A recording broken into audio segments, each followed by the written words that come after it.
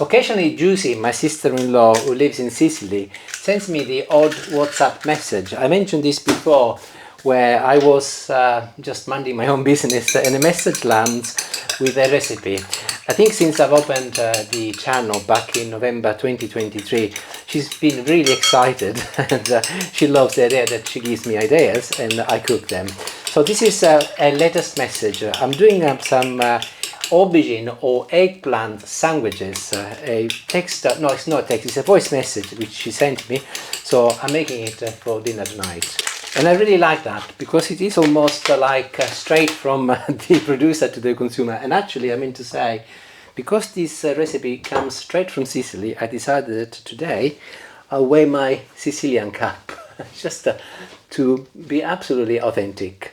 So I've actually just beaten a couple of eggs over here, and this is some grana padano. You can use also pecorino or parmigiano reggiano or any cheese, as long as it's hard enough for you to be able to just grate it. And I'll grate a little on top of my beaten egg. Grated cheese with eggs, by the way, is a very, very Italian thing to do, regardless if you're doing what I'm doing today or if you're making, for example, chicken in breadcrumbs or beef in breadcrumbs. It's one of those ingredients that really flavorizes the whole thing beautifully. This is a little oregano, and I'm going to be adding a little pinch, not a lot, just to give it a little of that Mediterranean flavor. And I'm going to skip the salt today, as the cheese is quite salty, but this is pepper. And this was not in Juicy's recipe, but it's a personal choice, but I love them. So just a little sprinkle of chili peppers, chili flakes I should say, not chili pepper.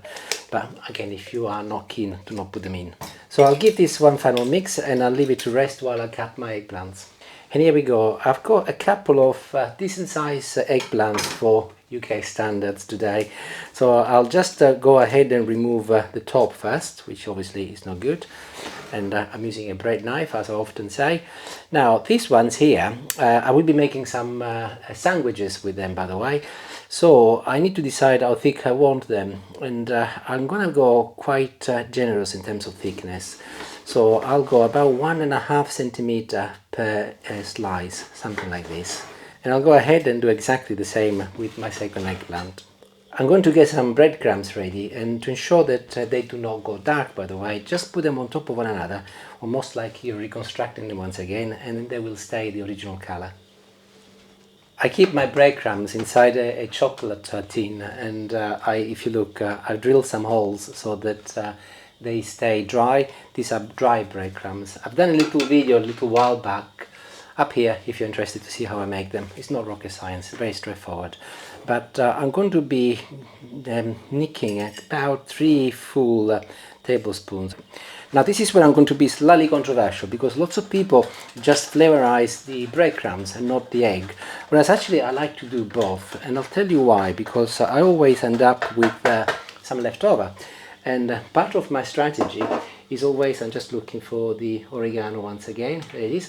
Part of my strategy is that with the leftover egg and the leftover breadcrumbs, I always make myself a little omelette. So if there are plenty of spices and cheese, it's even better.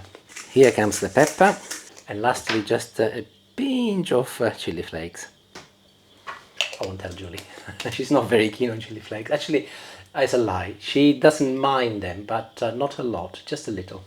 And these are also ready, so exactly the same mixture I've placed with the eggs in the breadcrumbs. But if you want to be a little bit more traditional, you do not need to do that with the eggs, just do it with the breadcrumbs. And very simply, I'm now dipping the eggplants in my egg mixture, and I'll put them with my breadcrumbs, and I'll turn them around so that they are totally coated with breadcrumbs. You might have to just use your fingers, by the way, so that you get a nice and uniform spread. I will be shallow frying this in a little while, so I tend to make just enough for the batch ahead so that I can start, and then whilst they're frying, I'll do the rest. So I'm adding a decent amount of olive oil in a frying pan, and I'll wait until it reaches a nice and hot temperature. Little tip, as the oil heats up, you can actually spread it across the surface of the pan considerably easier. Just pick it up and do this. You can see that the entire surface now has got some olive oil, and I can start adding my eggplants one at a time, like this. I think I might just have enough space to do one eggplant at a time, so that is perfect. If you look, 1, 2, 3, 4, 5 slices. So next thing is beginning to now sizzle. I'll get my lid and I'll place it on top of the pan, and I'll turn the temperature down on medium. At the moment it's on maximum. I always have it on maximum to get them going, but very soon I turn them on medium. And they will cook for about 7 to 8 minutes per side. They're quite chunky, but also keep the temperature not too high, otherwise they will burn. So I'll show you what they look like once it's time to turn them around. But I've just spotted that I will not have enough breadcrumbs to do my second eggplant, so I'm going to be topping it up, and I will be adding exactly the same ingredients I did first time round. So 7 minutes exactly, and let's check them. By the way, make sure that you do not tinker with them. Ooh, hot. Make sure that you do not tinker with them, because if you start moving them, you will be disturbing the breadcrumbs. So the best thing to do is to just leave them for 7 minutes, medium low temperature. And if I just turn them around now for the first time, can you see how beautiful they look? So just simply, like you did the first time round, go ahead and turn them around. And once you turn them, just leave them. And I'm comfortable that they do not need any more olive oil, by the way. Be careful. I often mention that eggplants cannot be trusted. So 5 minutes, lid back on, and then they will cook in their own steam, and they will be ready to come out. And I'll show you what they look like once they come out. I also noticed that I need an extra egg, so I'm going to add that to the eggs next, so that I'm ready for the second aubergine. But I will not bother adding any more cheese and pepper and so on, as there is quite a lot there already anyway.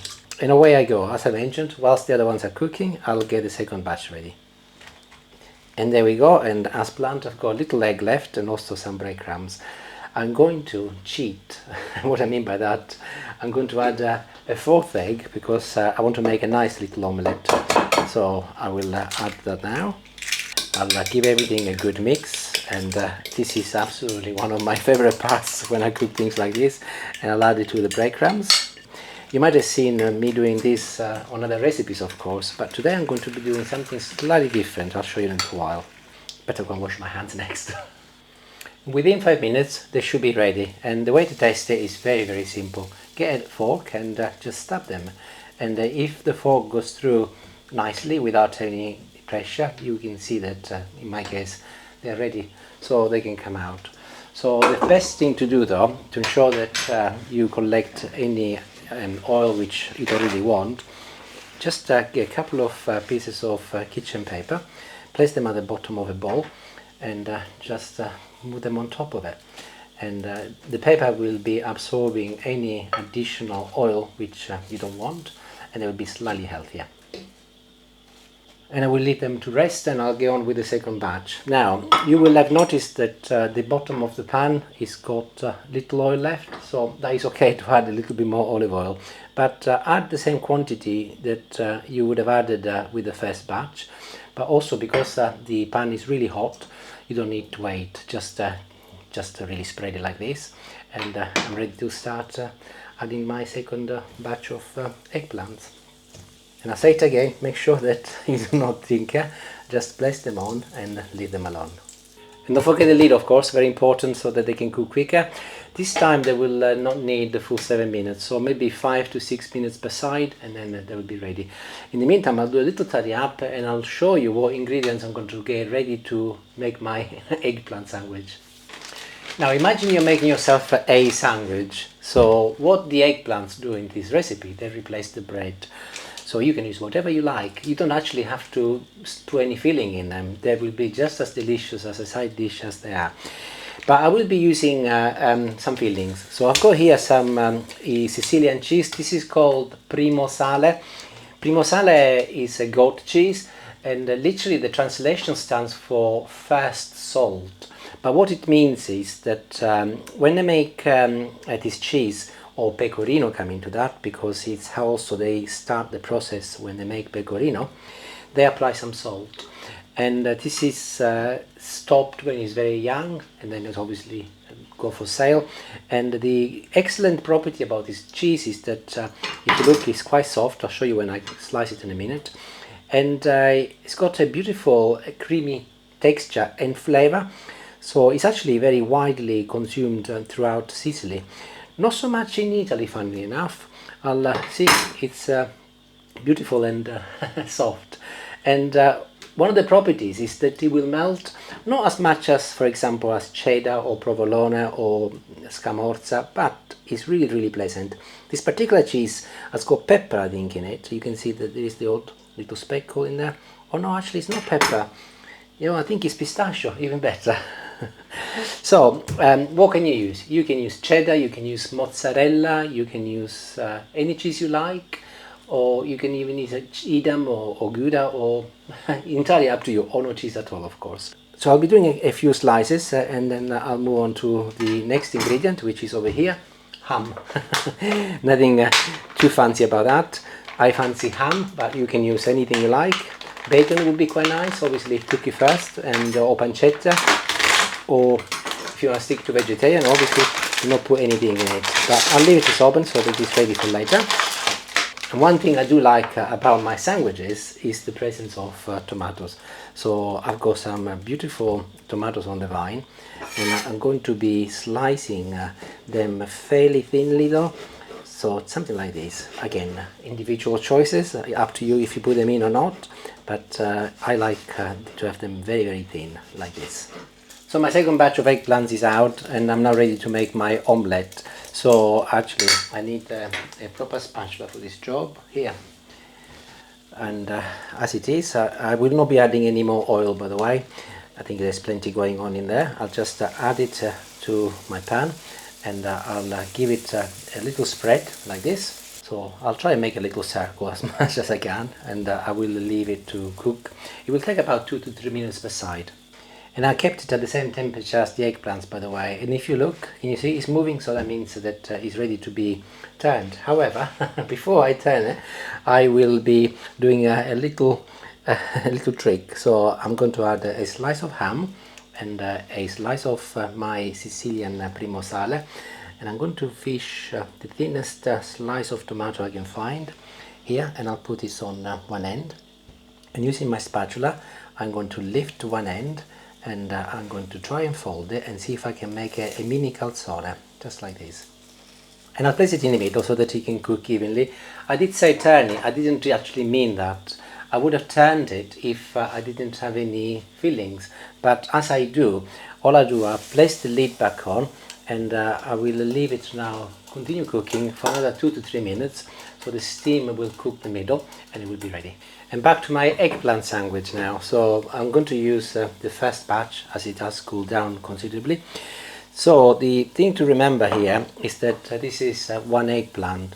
So very conveniently, I'm going to dish out the middle and place it here, and they will obviously marry because they're from the same plant.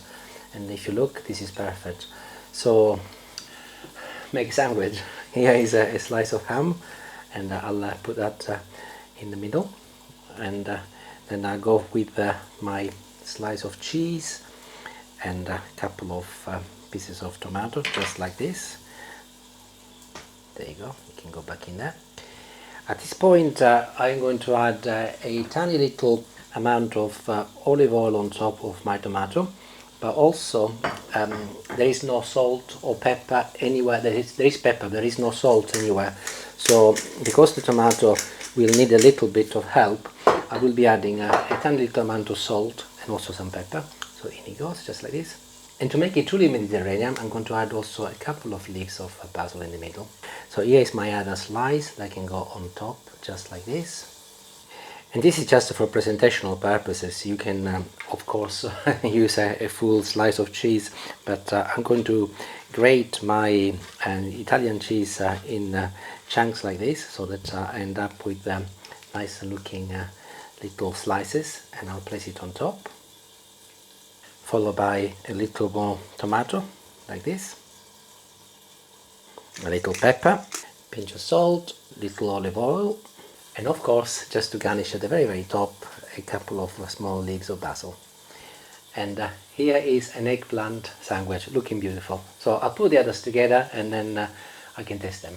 In the meantime, this is finished, so I can remove it from the heat, and I will place it here to cool down, and then we can also test that. And like a lot of this type of food, of course, you can eat it at any temperature. You can have it cold, you can have it hot or lukewarm, entirely up to you. It will taste delicious regardless. We tend to eat ours lukewarm, but as I said, entirely up to you. Let's try this. To die for. So lovely. I'll just try some with the cheese though. I miss the cheese earlier. Oh, this just to be enough for dinner. So lovely, honestly. Put it back. And you might be asking, how are you gonna be eating this, by the way? Definitely not like a sandwich. You'll be making a mess. Just normal, knife and fork, and tuck in. So let's cool down a little. So really, it's much easier. And I think this is too big.